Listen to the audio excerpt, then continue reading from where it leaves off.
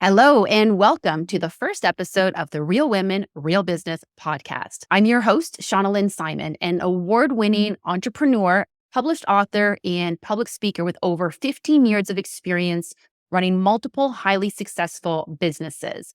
I've had some high highs and I've had some low lows, and I've got intimate knowledge of the challenge of today's female entrepreneurs.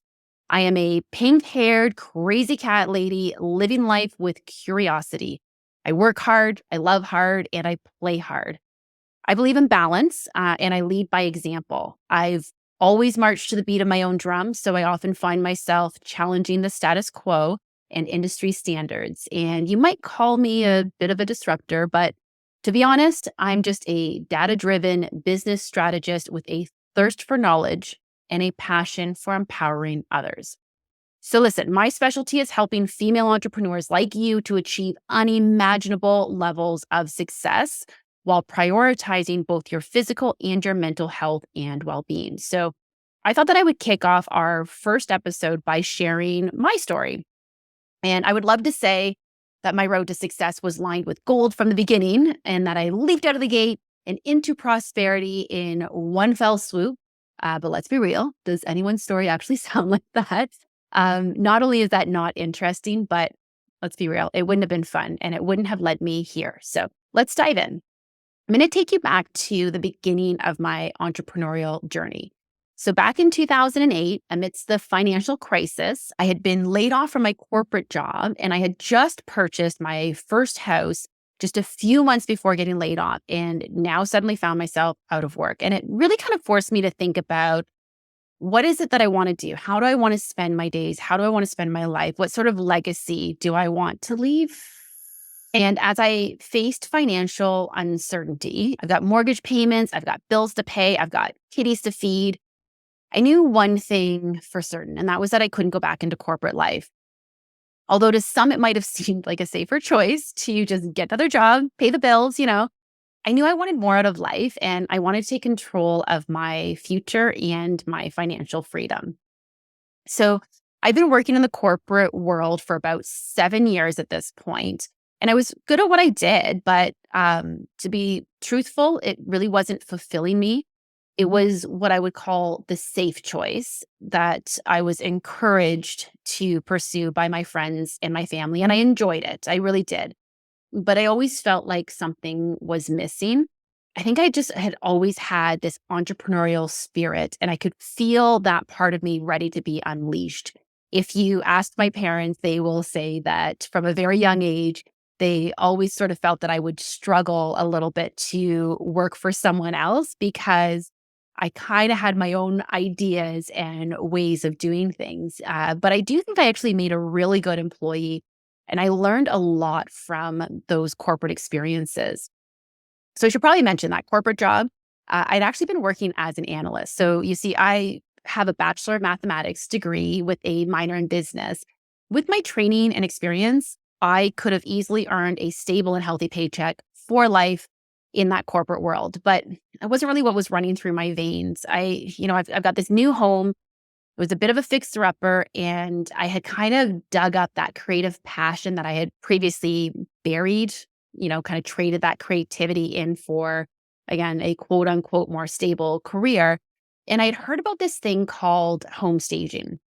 And the next thing I knew, I was going back to school. I was embarking on my entrepreneurial journey, and I've never really looked back. Yes, it's had its ups and downs over the years, but I wouldn't say at any point did I ever feel like, oh, I really wish I hadn't gone on this journey.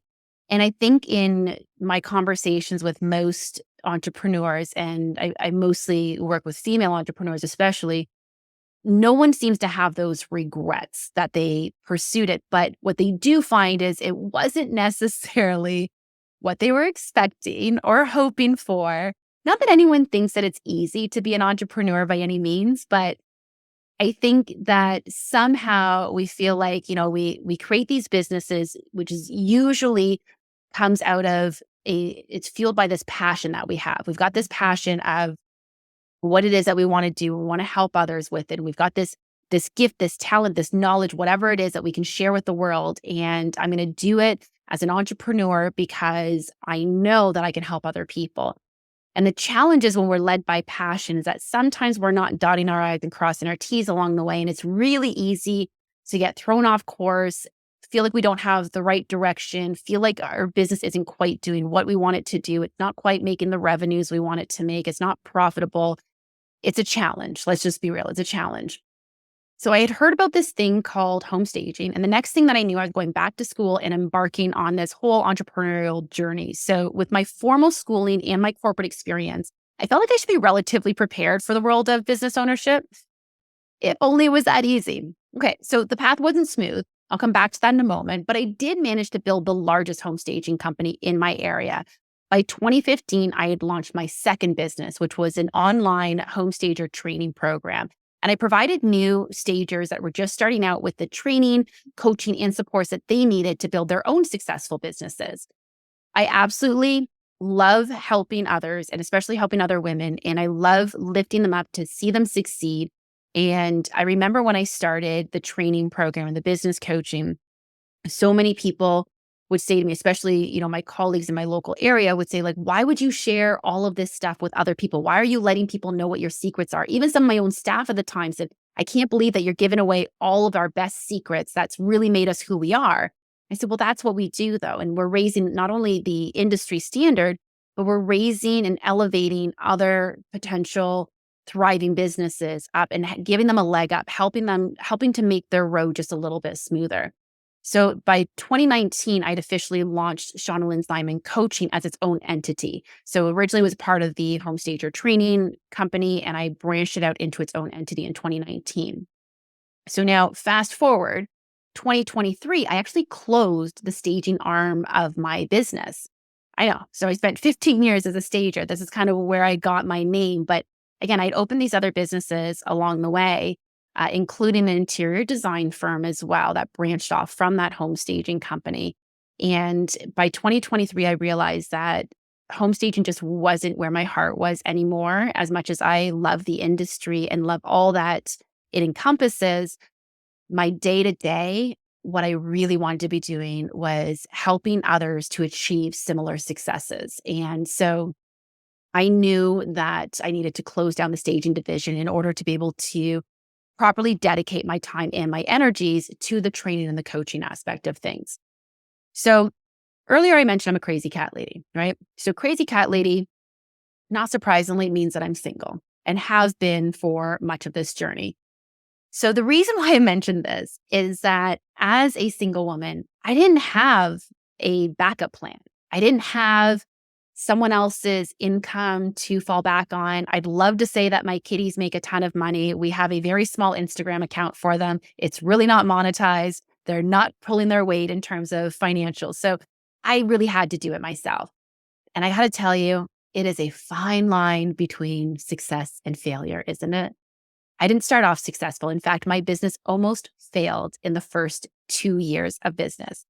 I will cover this in more detail in a later episode, but let's just say that the struggle to sell was real. I didn't have my audience or my messaging nailed down, and the phone wasn't ringing. And I really thought selling would be easy. I was actually a vegetarian working at a steakhouse part-time, and I sold the highest number of features most nights. But it's one thing to sell steaks at a steakhouse. That's literally what people came for.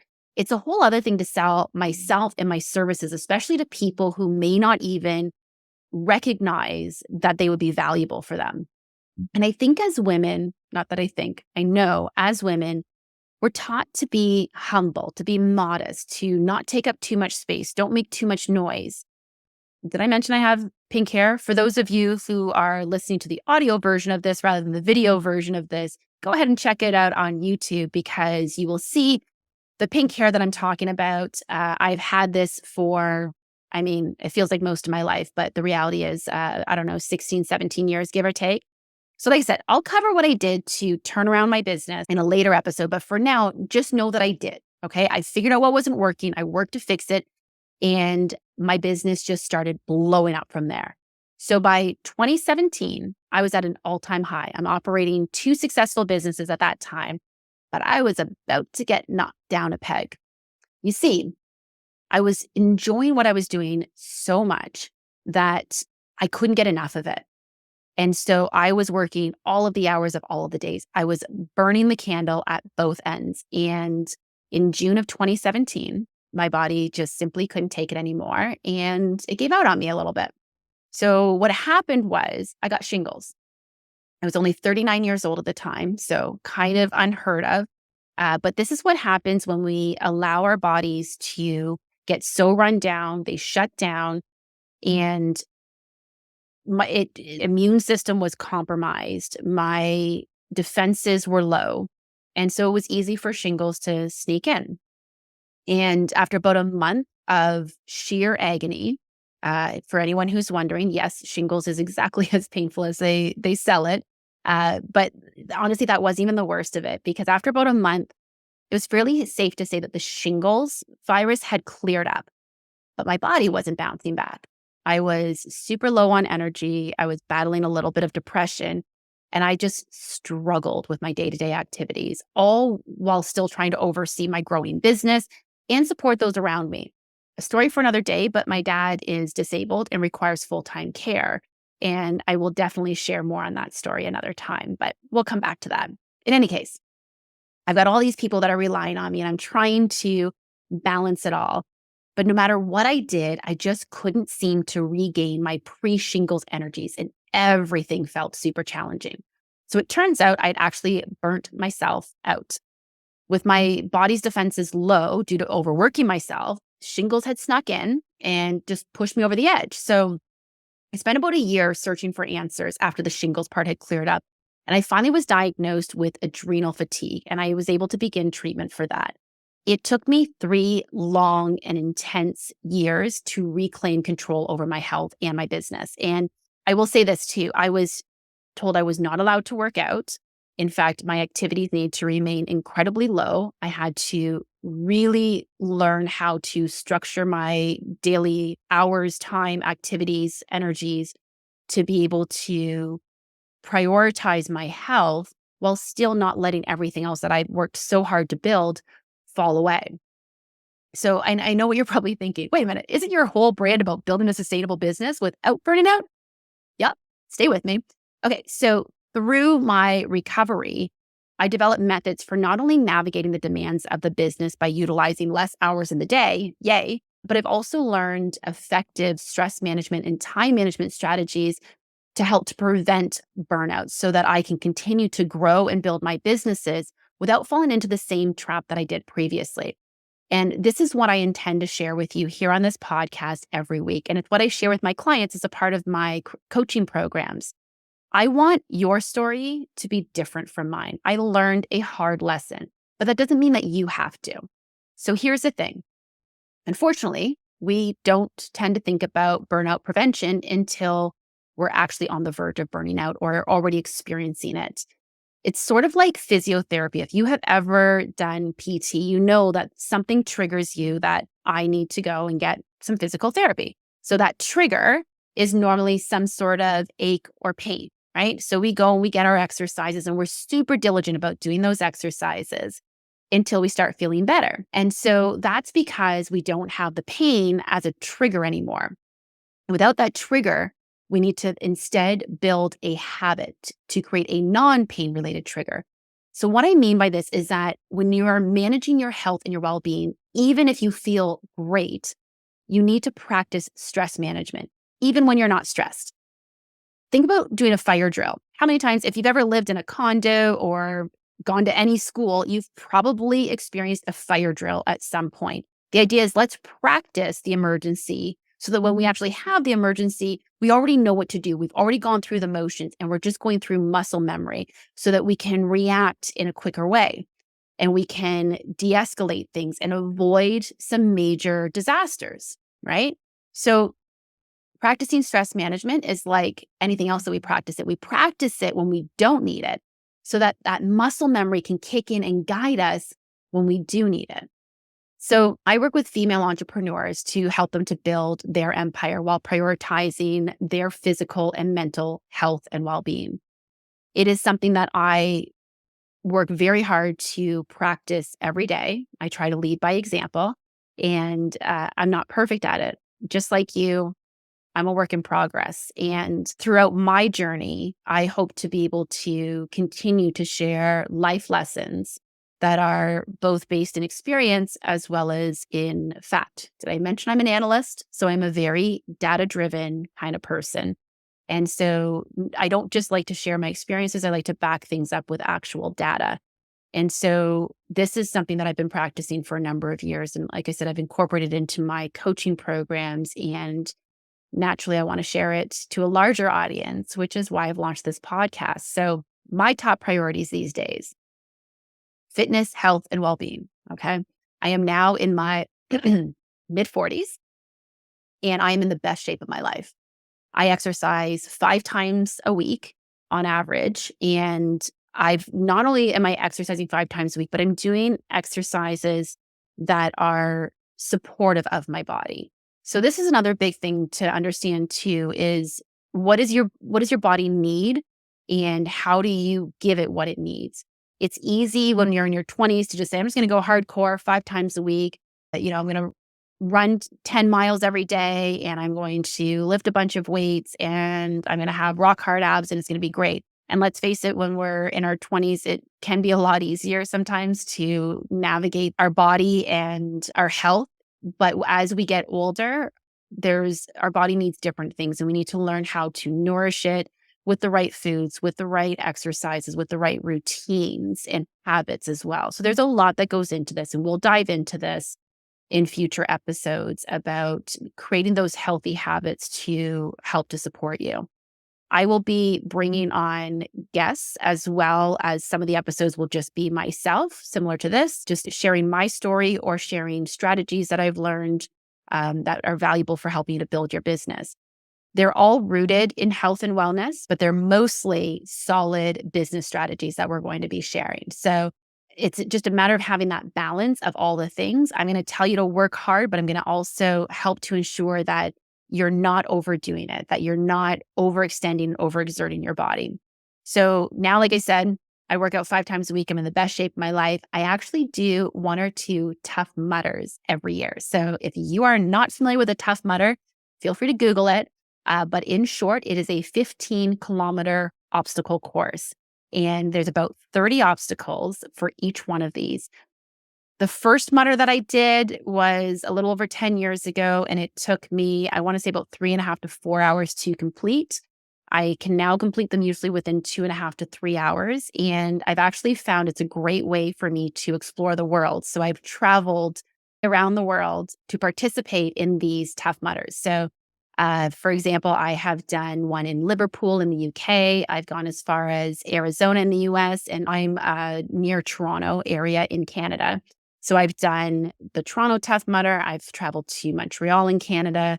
I've traveled to Poconos, Nashville, again, numerous places. And we continue to do exactly that. I have a good friend that I do all these Tough Mudders with who is identical in age to me. And we love just proving that there are no limits and we will not allow age to dictate what we can and cannot do. So as much as health, fitness, well-being, all of that is a huge priority in my life, it actually doesn't take up that much of my time. Once you create a routine, it's really easy to fit it in. And so I find that helps me to really kickstart my day. So I tend to work out in the morning. But I also take every opportunity to spend time with my family and support my parents. As I mentioned, my dad requires full-time care. And for a number of years, they lived 3 hours away from me. And I would travel once a month to help them out and support them and spend a weekend with them. And back at the end of 2022, I moved them to my city. So they're now 7 minutes away from me. So I can support them a lot more, given that they're aging as well. And of course, my kitties get a lot of my time and focus. So when I'm not working, there's a lot of things that I am taking advantage of that give me a ton of joy. And I get to choose my hours. I get to choose how much money I make. I get to be in control of my future, my retirement, my destiny, and my legacy. And that's probably one of the greatest gifts of entrepreneurism. But I think the challenge that a lot of entrepreneurs face is we stop enjoying it sometimes. We forget why we got into it in the first place because the day-to-day is just starting to run us down. So I will cover in a future episode as well some of the signs of burnout and how to know whether or not you're experiencing that or on the verge of it. But I want you to be aware of your own physical and mental wellness and whether you're at the top of your game and the best health of your life, or you feel like there's some improvements that can be made. I really believe that this podcast will help you to navigate your entrepreneurial journey without compromising your health. And so let's get you back on track. First and foremost, you are meant to be a powerful female entrepreneur and you are going to do great things. But let's make sure that you do it in a safe and healthy way. So I've developed strategies for managing my day. I had to do this, like I said, because I had less energy for a time. Now that I've got an abundance of energy, it just allows me to focus that much more on myself and my business. So I built a business that could operate without me, that allowed me to focus more on my family. And this is something that I also want to teach you. So I won't bore you with all the awards that I've won or the stages that I've spoken on, but I will say that as someone who has operated multiple successful businesses with a team of staff, I've had a large team to a small team. I've kind of run the gamut on it. I've also been a solopreneur, of course. I've seen a lot and I know the challenges that come with balancing our businesses every day. I've developed strategies that work to allow you to work smarter, not harder, and achieve the success that you so deserve. I hope you will join me on this journey. I look forward to sharing new insights each and every week. So be sure to subscribe to our podcast and you can follow us on YouTube or Apple Podcasts, Spotify, wherever you get your podcasts. I look forward to having you join me each and every week here on the Real Women, Real Business podcast.